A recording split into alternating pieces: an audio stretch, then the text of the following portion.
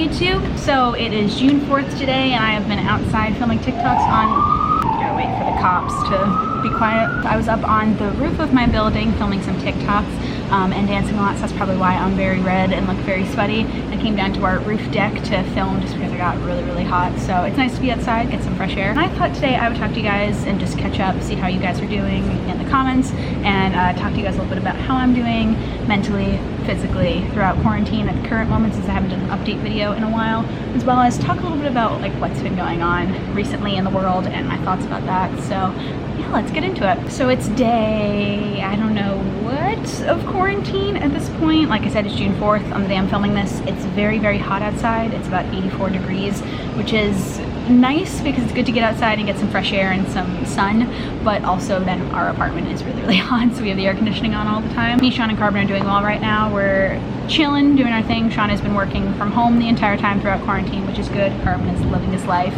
and I have been watching a lot of TV, playing a lot of video games, doing some video editing and web design stuff too, as a little bit of like a way to make some income along with my unemployment money. So yeah, quarantine is fine at the current moment. I'm getting to a point where I'm feeling a bit trapped in my space and wanting to get back to normalcy and get back to my normal life of dance classes and auditions and work, which I know is not going to be back to normal for a very long time. So I'm just trying to go with the flow and that kind of thing. And watching a lot of TV. I've been watching a lot of Disney Plus because we just got it. I watched through a bunch of TV series. I'm currently on Wizards of the Waverly Place right now, which is great. I've also been playing some video games, specifically the Borderlands series, which is my favorite video game series. I've never really talked about this. I don't game a lot, but the only video game that I really play is Borderlands. Sean introduced me to it maybe about a year into us dating, and he introduced me to the second game of the series first, and I loved that one. We played through it a couple times, and then every time they release a new game, we played it. I'd never played the first one because I hated the graphics of it. I tried playing it once and it just felt like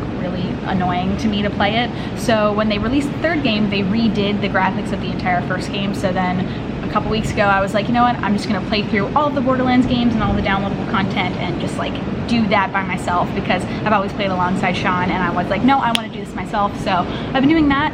It has been an interesting situation with that. I've been having a lot of fun with playing Borderlands, but also I've been getting a lot of anger issues out with it, meaning that I have a lot of rage when I play the game, and when I get frustrated about something, I get really frustrated about it.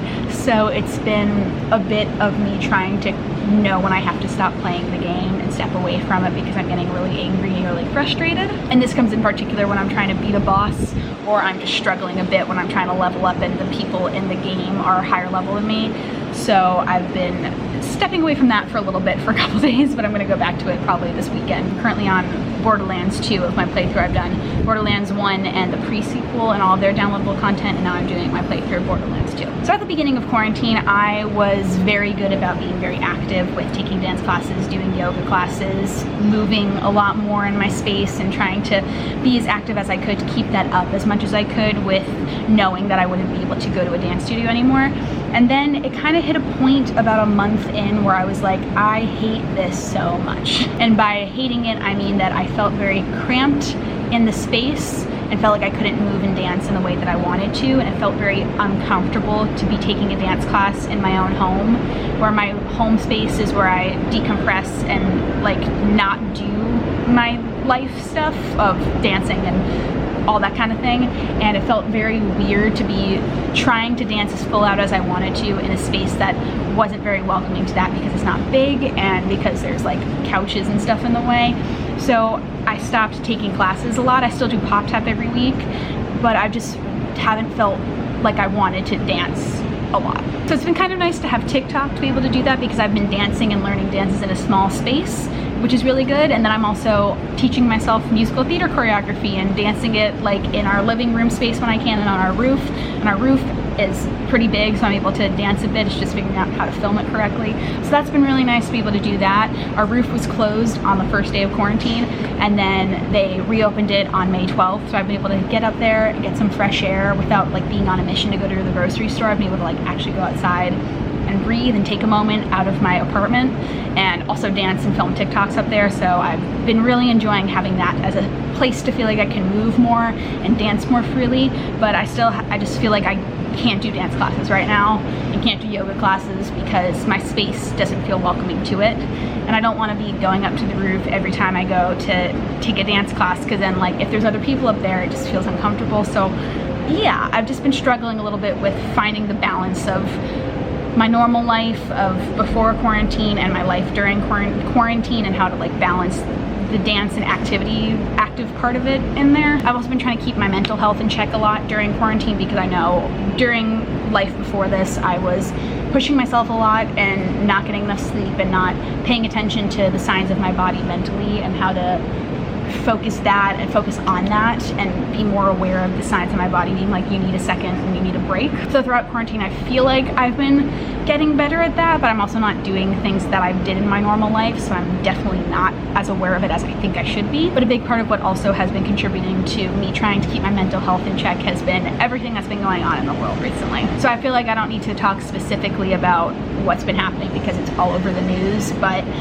just seeing all of these videos online of the protests and the murders and a lot of the things that are happening in society has really been something I see a lot of that stresses me out, and I need to force myself to watch it because it's important to pay attention to it. But when I see too much of it, then I have to back away from it. And this is something I didn't realize until actually yesterday when I was lying in bed scrolling through my phone, and Sean came into the bedroom. He said, "You look really depressed right now while you're looking through your phone."